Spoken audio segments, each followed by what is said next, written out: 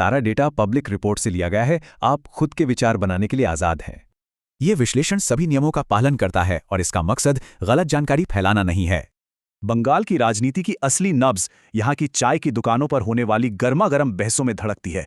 6.5 crore voters ने तो हिस्सा लिया, लेकिन इन भारी भरकम आंकड़ों के पीछे एक बहुत बड़ा विवाद छिपा है।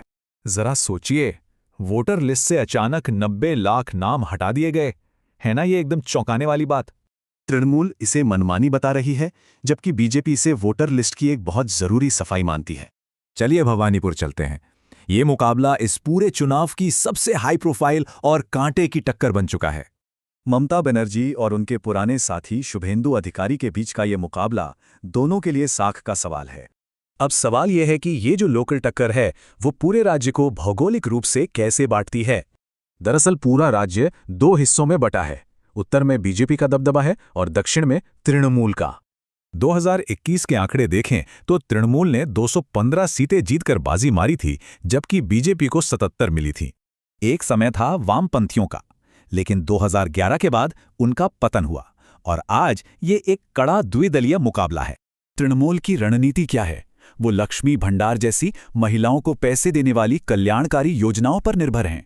जवाब में बीजेपी और ज्यादा पैसे देने, नागरिकता कानून लागू करने और भ्रष्टाचार मिटाने का कड़ा वादा कर रही है। तो सबसे बड़ा सवाल ये है कि क्या ये चुनाव सिर्फ एंटी इनकम्बेंसी है या कोई स्थायी राजनीतिक बदलाव? इतिहास गवाह है कि बंगाल में जब भी सत्ता बदलती है तो बदलाव बहुत बड़े और निर्णायक होते हैं।